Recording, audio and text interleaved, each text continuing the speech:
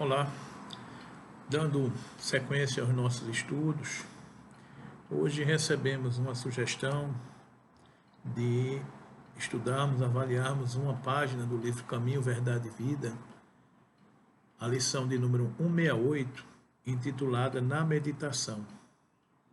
E essa lição, ela faz referência ao Evangelho de Marcos, capítulo 6, versículo 32, onde é dito o seguinte: e foram sós num barco para um lugar deserto. Quando a gente vai lá no Novo Testamento, no capítulo 6 do evangelista Marcos, a gente vê que ele começa esse capítulo 6 narrando a passagem dos feitos de Jesus, que quando chegou o sábado ele começou a ensinar na sinagoga e muitos ouvindo admiravam-se, dizendo: de onde vêm estas coisas e que sabedoria é esta que lhe foi dada, e como se fazem tais maravilhas por suas mãos. E ele olhava em redor para ver o que fizera. E Jesus segue ouvindo essas expressões quando diziam: não é este o carpinteiro, filho de Maria, e irmão de Tiago e de José, e de Judas e de Simão? E não é este aqui, não, e não estão aqui conosco suas irmãs? E escandalizavam-se ele.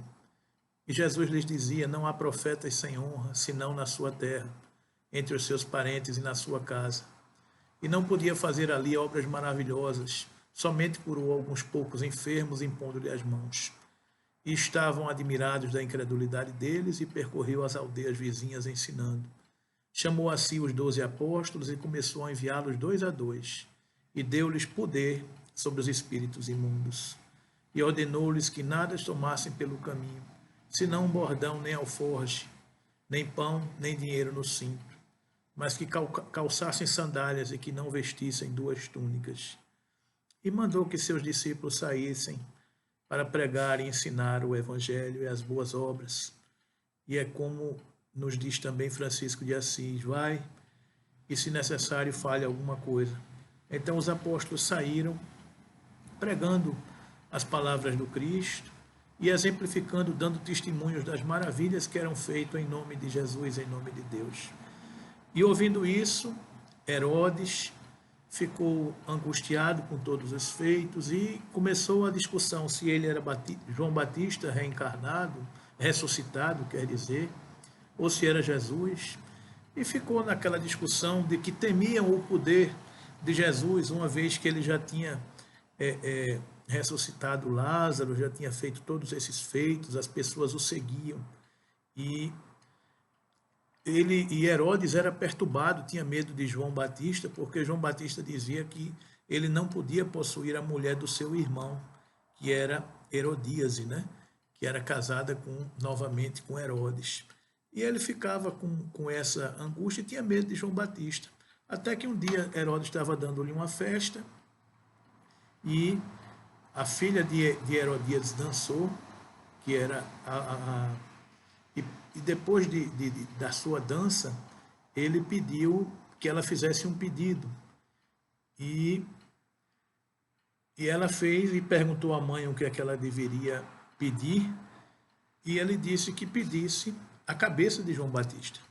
E Herodes acabou cedendo para atender o pedido da filha de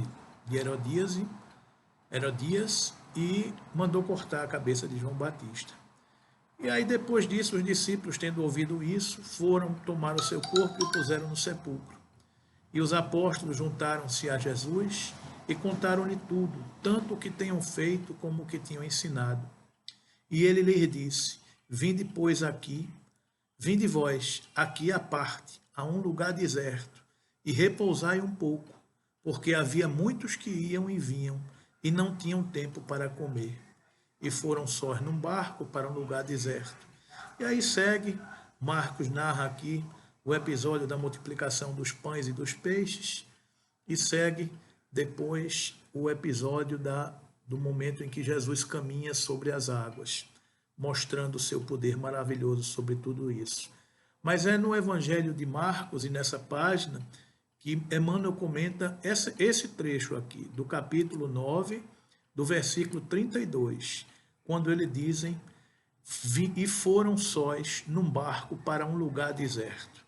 Então, essa página, ela diz o seguinte: tuas mãos permanecem extenuadas por fazer e desfazer.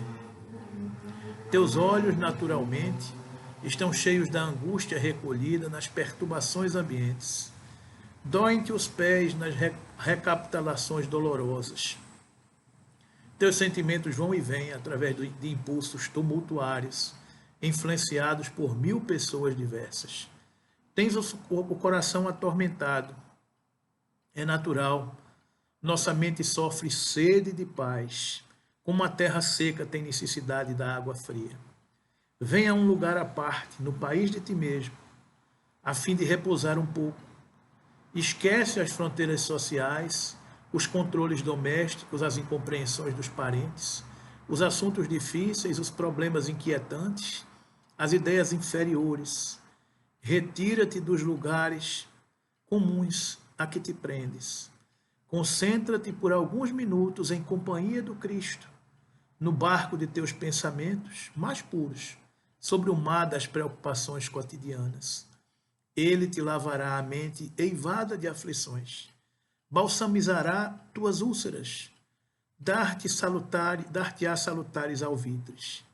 Basta que te cales a sua voz, basta que te cales, e sua voz falará no sublime silêncio. Oferece-lhe um coração valoroso na fé e na realização. Seus braços divinos farão o resto. Regressarás, então, aos círculos de luta, revigorado, forte e feliz. Teu coração com ele, a fim de agires com êxito no vale do serviço, ele contigo para escalares sem cansaço a montanha da luz. Agradeço a nossa querida Dora por uma solicitação tão inspirada para a gente refletir nessa página, porque é um pouco o momento que nós estamos vivendo hoje, semelhante ao momento que Jesus viveu naquela época, onde seus apóstolos voltaram das cidades da Judéia, narrando seus feitos, os acontecimentos, e trazendo a notícia da morte e da decapitação de João Batista. E muitas pessoas olhando, uns diziam umas coisas, outros diziam outras. E o que é que Jesus disse? Vamos num lugar, vamos sós, num barco para um lugar deserto. Vinde vós aqui, à parte, a um lugar deserto, e repousai um pouco, porque havia muitos que iam e vinham, e não tinham tempo para comer. Nós hoje estamos assim. As nossas cabeças estão aflitas, estão angustiadas. As notícias que vêm daqui e dali são notícias que nos preocupam, que nos angustiam. É um parente que adoece. Somos cada um de nós que temos um sintoma e nossas mentes muitas vezes pensam no pior e achamos que vamos contrair a doença. E se contraímos a doença, achamos logo que vamos passar pelo estágio mais grave da doença e vamos perecer. Ficamos assistindo uma televisão, uma rede social, e as notícias que chegam são notícias desencontradas, pessoas que vivem discutindo, debatendo, se agredindo, uns querendo um caminho, outros querendo outro, até o remédio que se tome, uns dizem se tomar vai morrer, outros dizem se não tomar vai morrer. E todos nós ficamos angustiados no meio dessa chuva de informações, dessa chuva de proposições. E aí é o que Jesus nos diz: foram-se só num barco para um lugar deserto. Teus olhos naturalmente estão cheios de angústia, recolhida das perturbações ambientes. Doem-te os pés das recapitulações dolorosas.